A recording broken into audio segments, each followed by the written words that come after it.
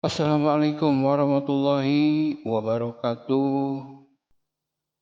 Berjumpa kembali wilujeng tepang deui dulur, sahabat, wargi sadayana ya, mudah-mudahan atuh sehat walafiat, tidak kurang satu apapun, serta selalu dalam lindungan Allah Subhanahu wa taala. Teman-teman sebangsa, seiman dan seagama, kita masih berbicara tentang nasab Ba'lawi, pernasaban yang kalau selesai mungkin tidak akan selesai. Sebab Ba'lawi ini yang jelas tidak akan mau mengakui. Dalam kata lain, saya sering menyebutkan, masa sih jadi mantan cucu Nabi? Tapi kenyataannya begitu, kalau mereka sadar dan menyadari, ya, apalagi berdasarkan koreksi dirinya bahwa mereka telah menyelewengkan Al-Quran dan hadis. Ya. Mereka sudah menganiaya dirinya sendiri. Mudah-mudahan Allah memberi peringatan kepada mereka agar mereka bisa menyadari dan kembali kepada yang benar. Sahabat, saudara, dulur, wargi sadaya, anu di Bogor, anu di Bandung, anu di Jawa Barat sadayana pokoknya malah Sukabumi nya, mudah-mudahan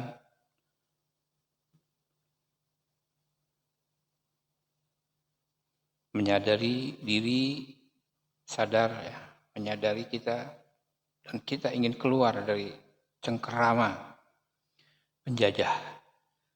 Sebab mereka ini sudah jelas-jelas menjajah kepada kita. Kita sudah 350 tahun dulu dijajah oleh Belanda.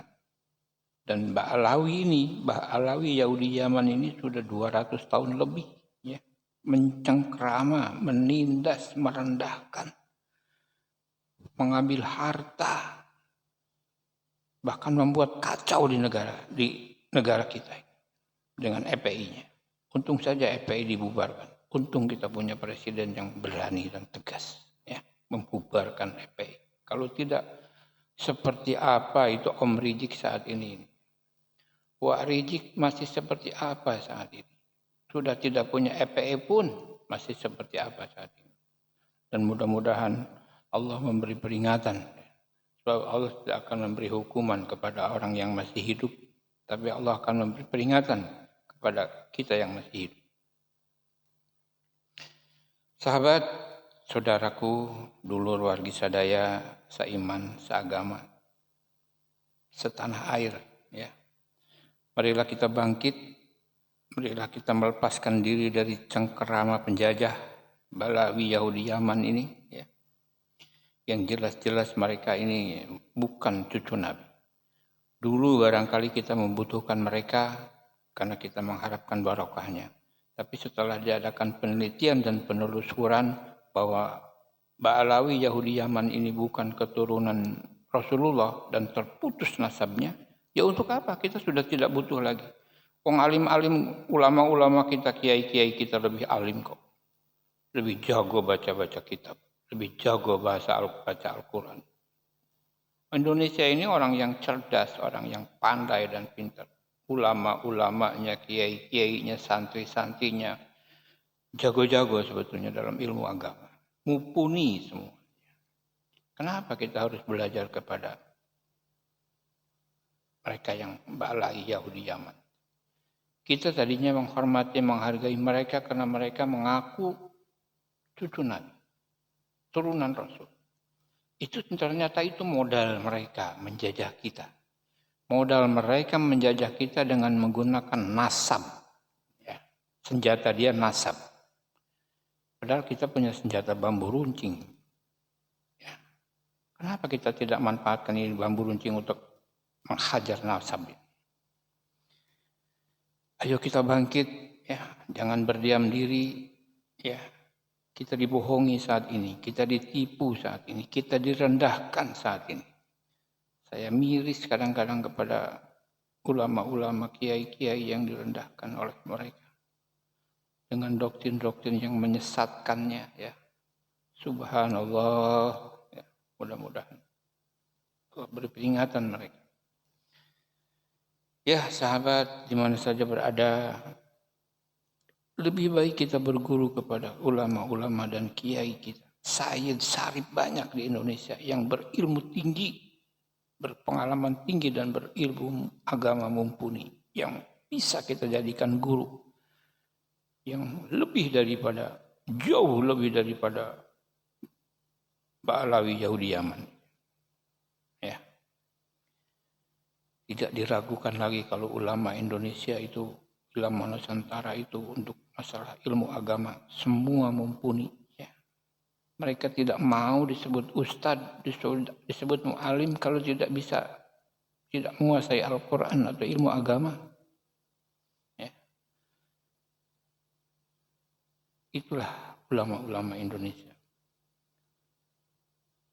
Ya.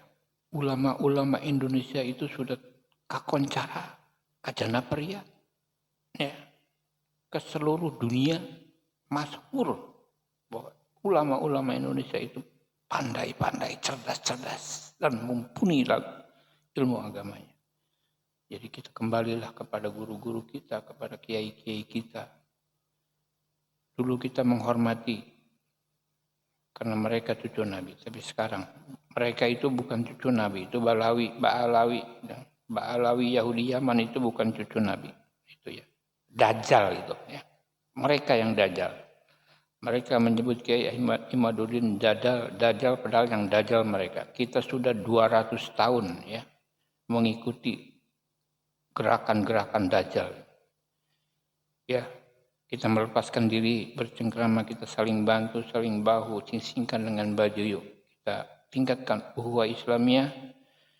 Kita hormati dan kita berguru kepada guru-guru kita, kepada kiai-kiai Indonesia, kepada ulama Indonesia yang berilmu tinggi ya, dan tidak diragukan lagi di dunia. Ya, sebagai penyegaran kita dengarkan ini.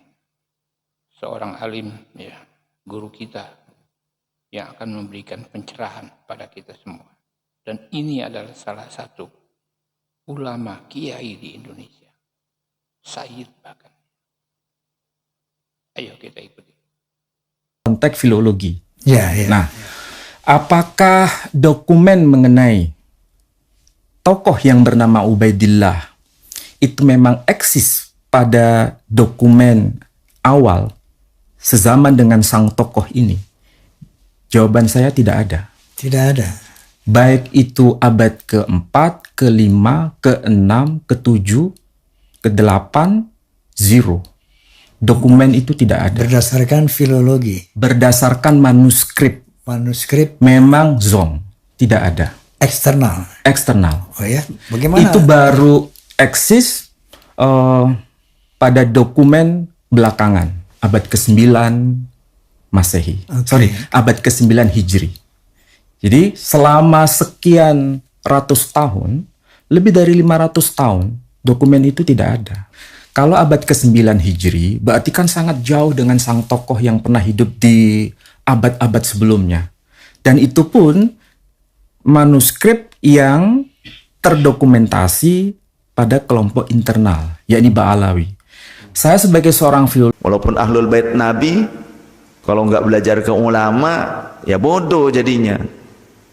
Ya, walaupun keturunan Nabi, kalau nggak belajar kepada ulama, bodoh. Ada sekarang yang bilang, belajar tuh ke Habib, jangan ke yang lain supaya tidak sesat. Lah kalau Habibnya blow on, kalau Habibnya sesat, gimana? Emang nggak ada Habib yang sesat? Ada. Gitu. Habib yang jadi antek Belanda banyak dulu. Iya, yang jadi sahabatnya Belanda, jadi kenil, kemudian jadi informan Belanda. Habib ada. Kemudian Habib yang Wahabi ada. Habib menjadi Wahabi, bahkan menjadi Ustadz Wahabi. suka mensyirik-syirikan, membid'ah-bid'ahkan. Ada. Apa kita mau ngikutin yang begitu? Asal kata Habib itu. Yang Syiah, yang Rafidhah banyak. Habib yang jadi PKI dulu ketika pemberontakan PKI G30 ketika zaman PKI yang jadi penggerak itu Habib ada. Jadi jangan asal Habib. Awas, hati-hati ini doktrin ya, awas. Ada orang yang mendoktrin kalau ngaji itu ke Habib supaya tidak sesat katanya. Nah kalau Habibnya sesat gimana? Ini banyak sekarang doktrin yang supaya umat masyarakat Indonesia ini menjauhi para ulama, para kiai yang jelas mereka sanad ilmunya, kemampuannya, kealimannya. Bahkan di antara para kiai, para ulama itu juga mereka keturunan Rasul, zuriyah Rasul juga. Dari jalur laki-laki ataupun yang perempuan juga ada semuanya di Indonesia.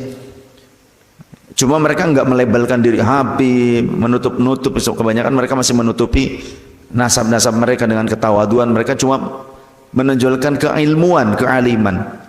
Nah, ini yang cuma modal nasab ini sekarang banyak keluar-keluar nih, mendoktrin umat dengan doktrin overdosis, kadang dengan doktrin cerita-cerita fiksi yang overdosis. Contoh mengatakan bahwa Al-Imam Al-Faqih Muqaddam itu derajatnya lebih dari Syekh Abdul Qadir, dan Al-Imam Al-Faqih Muqaddam berkata, ya boleh saat ini di dunia Syekh Abdul Qadir itu masyhur, tapi lihat nanti di akhirat maka akulah yang lebih masyhur, bahkan aku ini mencapai derajat mujtahid mutlak. Dinisbatkan kalimat itu kepada Al-Faqih Muqaddam katanya. Gak ada. Sumbernya dari mana? Kalau ada Habib yang seperti itu banyak Habib-Habib yang ngarang cerita tuh banyak. Ya, banyak Habib-Habib yang ngarang cerita, overdosis. Jadi apa doktrin-doktrin saja, jangan diikuti yang seperti itu. Jangan diikuti. Awas, hati-hati. Jadi jangan fanatik buta. Rasulullah melarang fanatik buta. Jangan asal. Kemudian kalau Habib kalau melakukan kesalahan bahkan menentang syariat, kemudian dianggap wajar, biasa, biarin aja gimana? Nggak boleh. Rasulullah melarang itu, nggak boleh. Rasulullah nggak pernah menghalalkan perubahan syariat yang dilakukan oleh keluarganya, nggak boleh. Jangan merusak syariat.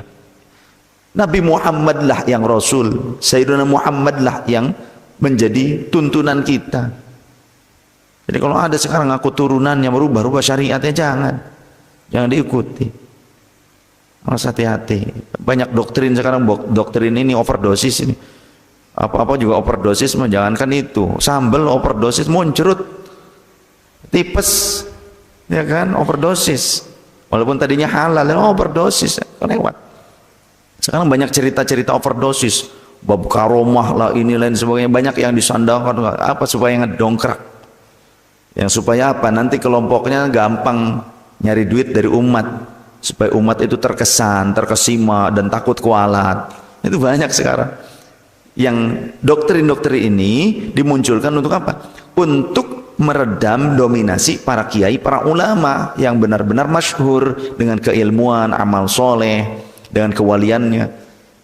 Ya, seolah-olah kalau itu mah kiai, ya beda dengan Habib. Kalau Habib walaupun bodoh itu lebih 70 ya, derajat lebih mulia dibandingkan kiai. Jadi Habib satu yang bodoh, Habib satu itu lebih mulia dibandingkan 70 ulama, dibandingkan 70 kiai. Nah, ini doktrin overdosis gitu. Jangan diikuti, nanti mabok nih, mabok nasab nanti. Mabok nasab, mabok keramat gitu kan. Jadi mabok nantinya, orang mabok kan nggak bagus. Itu ngelindur, ngelantur. Mau Habib siapa yang ngomongnya gitu, nggak usah diikutin. Ya, udah belajar yang benar. Kalau kita melihat ada orang yang bukan Habib tapi alim, soleh, belajarlah kepada mereka. Belajarlah kepada mereka. Gak harus dari Habib kok. Ya syukur-syukur ya keturunan Rasul, Sayyid, Syarif, itu kan. Kemudian alim, akhlaknya bagus, ya syukur-syukur. Kalaupun bukan seorang Sayyid, bukan seorang Syarif, lantas kemudian dia alim, orang tersebut orang soleh, dia memegang sanad ilmu, ya dulang ilmunya, kita belajarlah kepada mereka. Walaupun kita ini keturunan Rasul, walaupun kita ini sayyid, walaupun ini syarif gitu kan, ya belajarlah kepada yang bukan syarif tapi alim, wirai, bener akhlaknya soleh mulia. Bergurulah kepada mereka, dan jangan sombong mentang-mentang ana ini sayyid, ana ini syarif. Wahai kiai, ente pakai sarung BHS ya, atau sarung apa itu, SSA. Ane minta gitu. Ini kejadian nyata di Subang itu, ada karsian itu kiai, sarungnya lagi dipakai gitu kan. Ini santri nggak punya adab. Kata kiainya, katanya jangan yang ini, yang di rumah saja. Yang di rumah masih baru, nggak mau itu aja karena mungkin coraknya bagus. Dilepas, dipaksa. 2 kali kejadiannya seperti itu. Anaknya sama. Coba kalau mondok di saya, tak tempeleng tuh anak. Saya panggil bapaknya, ini didikan kamu. Kamu mau nitipkan di sini supaya saya didik bener, apa mau apa jadi sok-sokan jadi mafia? Bocah ingusan sudah diajarkan jadi mafia. Ternyata bapaknya begitu, karena sebelum saya datang itu bapaknya tuh ada. Kata kiai, ketika panitia ada yang telepon ke kiai, Sayyid sudah sampai ke Arhanud di Subang itu kan, dekat Arhanud kan. Itu bapaknya kabur langsung pamit, nggak berani ketemu saya. Makanya coba kalau ada Habib-Habib gitu tuh, temukan dengan saya, ya tuman, biar saya ngurus ini begituan. Saya sudah matur ke guru saya, bahwasannya saya ini suka tegas terhadap sadah-sadah yang bandel-bandel gitu. Oh nggak apa-apa, bagus katanya. Begitu. Kata Abah Lutfi juga begitu lah, bang saya kata Abah Lutfi begitu, ya sudah, wis wani bae, kapret kepret gitu. Ya. Itu saya itu urusannya. Makanya banyak mereka itu akhirnya memfitnah di belakang. Nggak berani tatap wajah langsung dengan saya gitu kan. Berani di belakang. Ya main bokong beraninya dari dulu. Itu banyak itu saksi-saksi yang sudah sepuh-sepuh yang berada di lingkungan-lingkungan Hadrami itu, mereka beraninya bokongan belakangan. Kalau di depan memang kerat kalau ada yang berani itu. Harus berani. Ya. Yang begitu-begitu cuma bawa nasab tapi malah mencoreng nama Rasulullah. Saya nggak rela, nggak ridho nama baik keluarga Rasulullah itu tercoleng oleh orang-orang seperti itu. Nggak apa-apa, jenengan menasehati, menegakkan hukum, nggak apa-apa, ini negara hukum. Jangan seenaknya, negara ini bukan negara mbah moyang dia. Negara ini negara yang berdaulat. Oh jangan sampai ada perbudakan model baru, memakai dalil, perbudakan spiritual lah gitu istilahnya gitu kan. Pakai nasab modalnya pakai apa. Kita orang Indonesia, panjenengan semua punya hak untuk hidup nyaman, merdeka.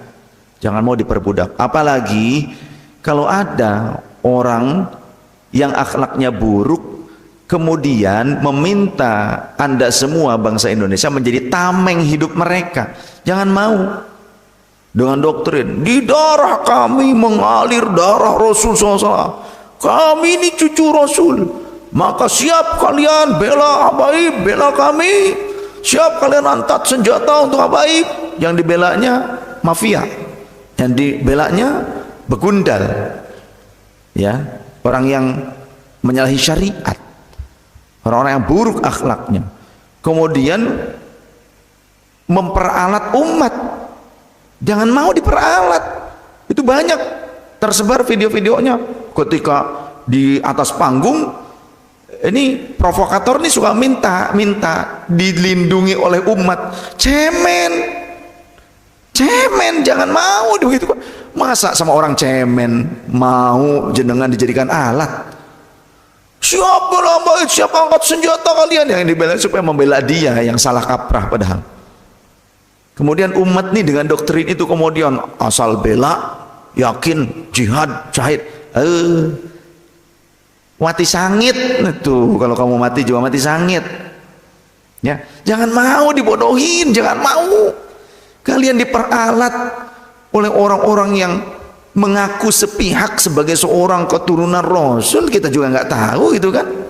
dan akhlaknya buruk, pergerakannya juga buruk, memprovokasi dan lain sebagainya, akhlaknya buruk. Kemudian Anda mau menjadi tameng hidup gitu, mau diperalat, itu namanya zombie. Kalau Anda mau, itu zombie. Jangan mau diperalat oleh orang-orang yang begundal seperti ini, ya, preman bersorban, preman jualan nasab. Jangan mau. Udah, mendingan jenengan kerja yang benar, ngaji yang benar aja, cari ulama-ulama yang benar aja, yang ngajarin ngaji yang benar, akhlak yang mulia gitu ya, yang jenengan bisa usaha yang benar. Itu gak usah ngikut-ngikutan dawir-dawir lah ya. Awal dawir meres-meres, itu meres-meres ke kiai, ke ulama, ke masyarakat, ke umat. Jangan ikut-ikutan, nanti jenengan yang kualat. Jangan mau dijadikan alat, itu dosa besar, dosa kualat nanti jenengan. Ngikut-ngikut yang begitu justru kualat nantinya. Jangan mau dijadikan tameng hidup orang-orang yang seperti ini. Jangan. Rasulullah sayang kalian sebagai umat Rasulullah. Rasul itu sayang sekali kepada antum semua tuh. Sayang Rasulullah tuh. Jangan mau dijadikan tameng hidup orang-orang yang seperti itu, yang buruk akhlaknya. Ya. Sudah ngaji aja yang benar, perbaiki pribadi kita, keluarga kita, lingkungan kita, masyarakat kita, ya, kerja yang benar, usaha yang benar, yang begitu aja udah. Jangan mau diperalat oleh orang yang cuma modal nasab. Nggak usah mau diperalat, sudah. Jenengan banyakin sedekah yang benar gitu kan, usaha yang benar, buka lapangan pekerjaan. Udah nggak, jangan mau didawir-dawirin, jangan mau diiming-imingi dengan syafaat bodong ya, jangan mau, ataupun diintimidasi dengan kualat gitu. Ini contoh ininya nih, yang namanya itu, korban. Ini korbannya munsyid kita korban. Ternyata saya baru tahu, katanya setelah resepsi pernikahan ada yang datang, ya itu yang minta maksa gitu, harus ada 99 lembar uang ratusan ribu, seperti itulah contoh atau apalah itu. Ternyata baru tahu saya. Kalau tahu waktu itu saya balik lagi itu, kan saya dari sana juga, saya hadir di pernikahan beliau ya kan. Ternyata setelah pernikahan, setelah resepsi katanya datangnya. Bisa, coba kalau pas resepsi ada saya gitu kan, tak gamplang bolak-balik sama saya, nggak berani mereka ketika ada saya. Paling setelahnya ini nggak ngomong, padahal melawan begitu, satu kata lawan ya. Jangan mau diintimidasi seperti itu. Preman-preman walaupun sorbannya lebar, kadang ada salah satunya pura-pura seperti madzub. Itu pernah kejadian. Pernah datang juga ke rumah saya, kalau hampir saya tempeleng itu orang. Beneran, tanya Umi, ada Umi sampai meluk saya, hampir saya tempeleng itu orang. Yang satu pura-pura madzub. Itu, gak usah pura-pura madzub loh kata saya. Gue udah pernah ngerasain madzub, gak kayak lu, ingat duit. Ya, saya pernah merasakan fana, tapi gak kayak gitu, ingat duit. Gitu, enggak. Lawang saya makannya aja daun-daunan. Saya enggak makan nasinya 8 tahun. Saya makan ubi-ubian di pinggiran kali. Yang pinggiran kali yang enggak ada yang nanam, enggak berani punya orang. Ke hutan, ngejar kijang, menjangan tanpa senjata. Pernah seumur-umur saya makan daging kijang. Pernah. Ya. Di atas gunung, Kuningan. Itu. Jadi makanan tuh ya buah-buahan, nanti lihat monyet makan itu nggak mati, makan kijang itu. Daun-daunan, saya pernah hidup dalam kondisi yang makannya daun-daunan, ubi-ubian, buah-buahan hutan, begitu loh. Jadi kalau orang bergaya madzub tapi masih kenal duit, palsu. Jangan mau diperalat. Kakek saya fana setelah dibaiat thariqah oleh mertuanya. Makanya dulu almarhum Haji Nurdin ke Umi pernah bilang, Umi yang kuat ya. Kenapa Haji katanya? Khawatir nanti Sayyid fana, apalagi beliau pegang thariqahnya banyak katanya. Dan beliau diberikan otoritas oleh wali-wali besar, oleh para wali. Yang thariqah dari kakeknya, thariqah dari Syekh Hisham, dari Syekh Amin, itu thariqah Muhammad Tengku itu. Ini Sayyid itu disayang sama beliau tuh dari dua katanya, dari dua jalur yang sama-sama kuat, dari eyang sama mbahnya, dari kakek sama neneknya nih jalur kuat semuanya, dan ada yang fana katanya gitu. Iya, uak saya yang pertama yang sudah wafat itu dulu pernah fana uak saya. Ketika fana itu artinya sudah tidak kenal dengan dunia, hanya fokus dengan Allah. Pernah, jadi istri yang pertamanya itu Wak Nok, saya manggilnya itu di Pabuaran. Ketika uak saya fana nih, uak saya fana tuh terbang dari pohon ke pohon. Kelakuan uak saya itu gitu, dari pohon ke pohon tuh terbang, curus gitu. Wah, dari pohon ke pohon, di kampung kan pohon gede-gede kan banyak tuh. Terus, nah uak saya tuh mau ke Pleret, uak perempuan nih, istrinya uak saya maksudnya. Uak Nok mau ke Pleret, mau minta doa, mau sekalian ziarah ke mbah supaya suaminya ini sembuh dari fananya gitu, selesai dari kondisi fase fananya. Kan jauh perjalanannya, ya kan, dari Pabuaran ke Pleret itu jauh, dan mobil zaman dulu tidak seperti sekarang kan, naik elep susah gitu kan, dari sananya naik andong kan, dari pasar Pleretnya naik andong ke sananya. Ternyata uak saya yang Said Abdul Fattah itu sudah di sana, sudah di balongnya Mbah Mansur tuh, sudah gitu aja di balong itu. Katanya sudah dari tadi katanya. Lah ini istri baru datang itu. Wah, saya sudah dari pagi katanya, sudah di sini. Nah, tadi pagi di sana katanya. Di kampung ditinggalin. Terbang terus dari pohon ke pohon. Itu wak saya yang pernah ke majelis tuh. Yang pernah cerita bahwa waktu saya kholwat didatangi Nabiullah Khidir dan Syekh Abdul Qadir dan keadaan Yaqzah terjaga, yang menceritakan bahwa kalau kamu mau ketemu kami sekarang sedang bersama Syekh Ali. Itu uak saya yang itu maksudnya. Nah, itu kejadian seperti itu. Pernah fana. Ya. Kakek saya juga setelah dibai'ah thariqah itu, kata Abah Uung, ya, kakek kamu tuh jadi langsung katanya fana dia, benar-benar wusul. Gitu. Dan saya pernah mengalami fase fana itu. Cuma mungkin zaman saya masih sendiri sebelum saya menikah. Ya. Tapi ya tidak vulgar, karena saya minta kepada Allahnya beliau begitu. Fana saya dalam kesendirian supaya tidak jadi fitnah. Karena guru saya juga dulu seperti Muhammad Badri dulu mintanya kepada Allah kalau diberikan fana itu sampai tidak ingat dengan dunia itu, hanya fokus manteng ke Allah itu, mintanya dalam kesendirian. Nah itu memang dibuktikan dikasih oleh Allah seperti itu. Dan pernah datang orang yang ngaku-ngaku fana, bergaya seperti fana madzub itu ke rumah saya, mau saya tempeleng. Lah wong saya tahu kok, saya kenal kalau dengan orang yang fana betulan dengan orang yang palsu, saya paham, saya kenal gitu loh. Ya. Dulu ya orang-orang yang berguru ke eyang saya yang fana juga, mereka ada beberapa orang seperti Ama Yusuf itu juga fana juga ya. Aang Enuh, kalau Aang Enuh nggak mendapati kehidupan eyang saya, tapi ngajinya di kuburan eyang saya. Ama ini bagaimana, artinya apa? Ke kuburan eyang saya itu Aang Enuh tuh, itu yang ngajinya wali yang di kuburan juga wali. Oh iya, oh berarti begini ya Ama ya, di kuburan eyang saya itu Aang Nuh tuh seminggu ngaji ngelogat kitab di kuburan eyang saya. Jadi jangan sok-sokan lah, jangan. Banyak itu banyak sekarang yang ngaku-ngaku Habib kemudian pura-pura madzu, pura-pura supaya menakut-nakuti umat. Nanti kalau nggak diikuti keinginan takut walat. Takut walat. Borogot bain gitu mah, ngerti borogot? Ikat aja di pohon kencur. Nanti tinggal sarang semut rang-rang dikepruk-kepruk dah. Tuhan mencoreng yang seperti itu. Mencoreng. Guru-guru kami tidak begitu mengajarkannya.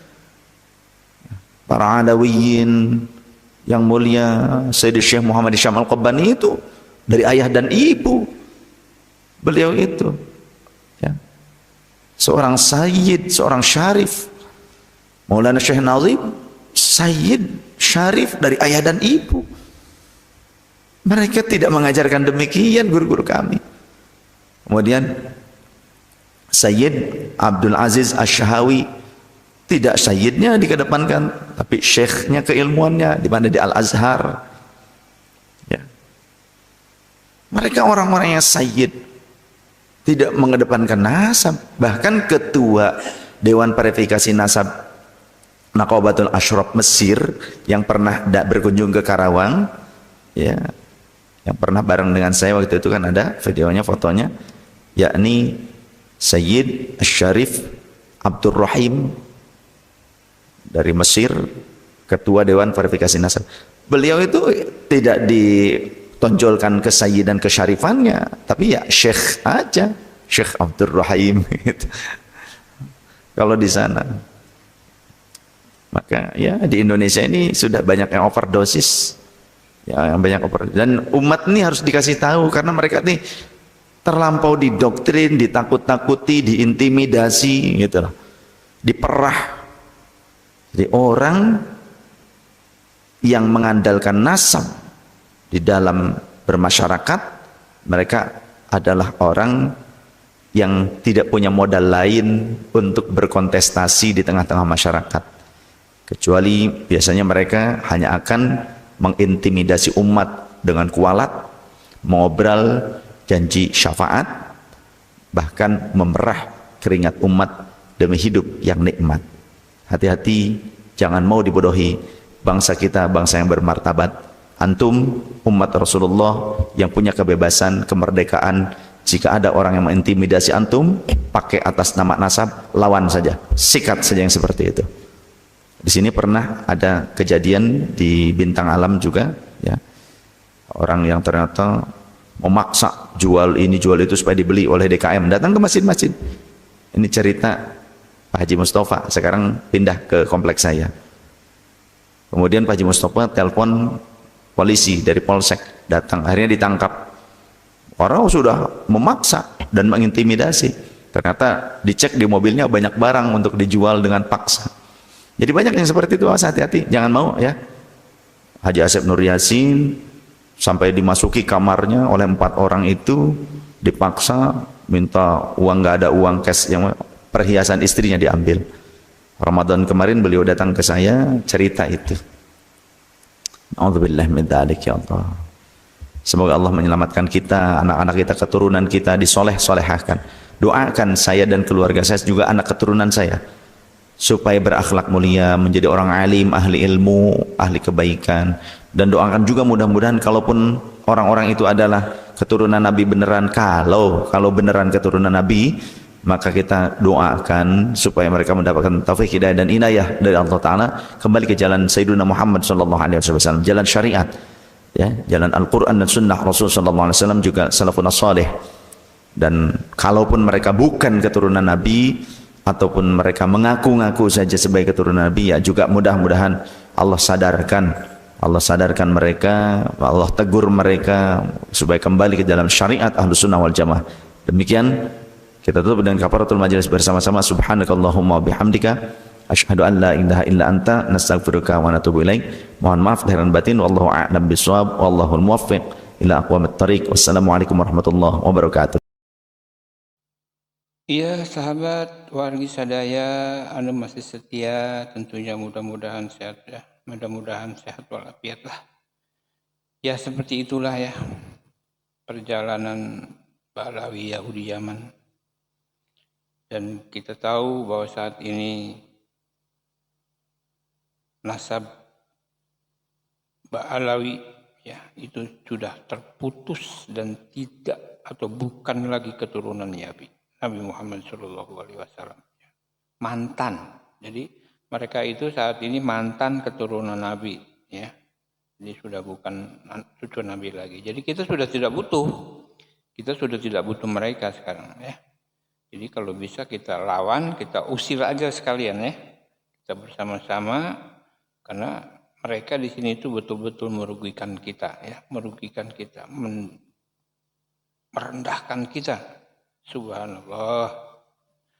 Ya, mudah-mudahan Allah memberi peringatan kepada mereka agar mereka menyadari dan bersadar diri. Dan juga tadi di depan saya sempat perlihatkan dari ahli filolog ya, yaitu Profesor Manasem Ali tentang masalah Pahlawi ya, yang terputus dan tidak ada dalam manuskrip. Ya. Jadi jong. Terima kasih atas perhatiannya, mudah-mudahan bermanfaat dan tolong bantu subscribe, di like dan di komen. Dan apabila ada salah atau beda pendapat, Anda punya hak penuh untuk memberi komentar, silakan berkomentar dan saya tunggu komentar Anda agar saya mengetahui apa kesalahan dan harus bagaimana. Terima kasih atas segala perhatiannya. Mohon maaf yang sebesar-besarnya. Wabillahi taufiq wa hidayah. Wassalamualaikum warahmatullahi wabarakatuh. Matur nuhun.